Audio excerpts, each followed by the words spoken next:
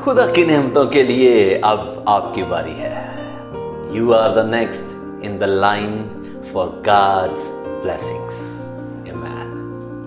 تو ابھی خداوند تم پر مہربانی کرنے کے لیے انتظار کرے گا اور تم پر رحم کرنے کے لیے بلند ہوگا، کیونکہ خداوند عادل خدا ہے. مبارک ہیں وہ سب جو اس کا انتظار کرتے ہیں. عیسائیٰ نبی کا صحیفہ، اس کا 30واں باب اور اس کی 18ویں آیت.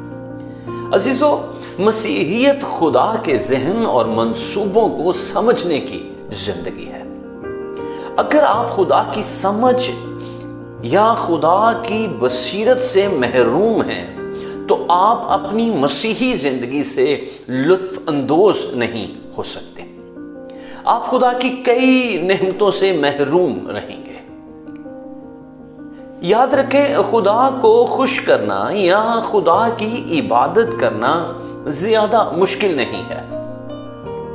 یوحنا کی انجیل اس کے 4 باب کی 23ویں اور 24ویں آیت میں یوں بیان کیا گیا ہے، مگر وہ وقت آتا ہے بلکہ اب ہی ہے کہ سچے پرستار باپ کی پرستش روح اور سچائی سے کریں گے، کیونکہ باپ اپنے لیے ایسے ہی پرستار ڈھونڈتا ہے.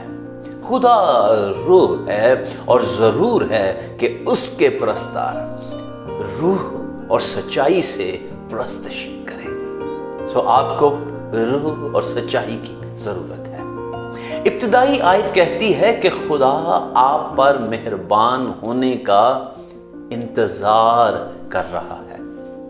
اس کا مطلب یہ ہے کہ وہ در حقیقت آپ پر برکات بھیجنے کا انتظار کر رہا ہے تاکہ آپ کو سرفراز کیا جا سکے. خدا کے بیٹے بیٹیاں ہونے کی حیثیت سے آپ خدا میں پیدا ہوئے ہیں، لہٰذا اپنی ناقص ذہنیت کو خدا کی کامل ذہنیت میں بدلتے چلے جائیں اور آپ اس سے لطف اندوز ہونا شروع ہو جائیں گے. کلسیوں کا خط اس کا 1 باب اور اس کی 13ویں آیت میں لکھا ہے، اسی نے ہم کو تاریکی کے قبضہ سے چھڑا کر اپنے عزیز بیٹے کی بادشاہی میں داخل کیا. عزیزو، نہ صرف خدا آپ کو برکت دینے کا انتظار کر رہا ہے بلکہ وہ آپ پر رحم کرنے کا بھی انتظار کر رہا ہے. آپ کو اس کی رحمت کی ضرورت ہے کیونکہ آپ میں کمزوریاں ہیں. خدا کی رحمت ہماری ان کمزوریوں کو پورا کرتی ہے تاکہ آپ انجیل کی خدمت کے لیے مضبوط بن سکیں. نوح کی کتاب اس کا 3 باب اور 22ویں اور 23ویں آیت میں یوں مرقوم ہے کہ یہ خداوند کی شفقت ہے کہ ہم فنا نہیں ہوئے، کیونکہ اس کی رحمت لازوال ہے.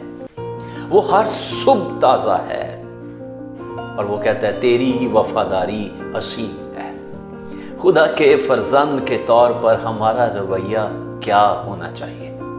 ہمیں اس بات سے آگاہ ہونا چاہیے کہ خدا ایک عادل اور منصف خدا ہے اور ہمیں اس کا انتظار کرنا سیکھنا چاہیے.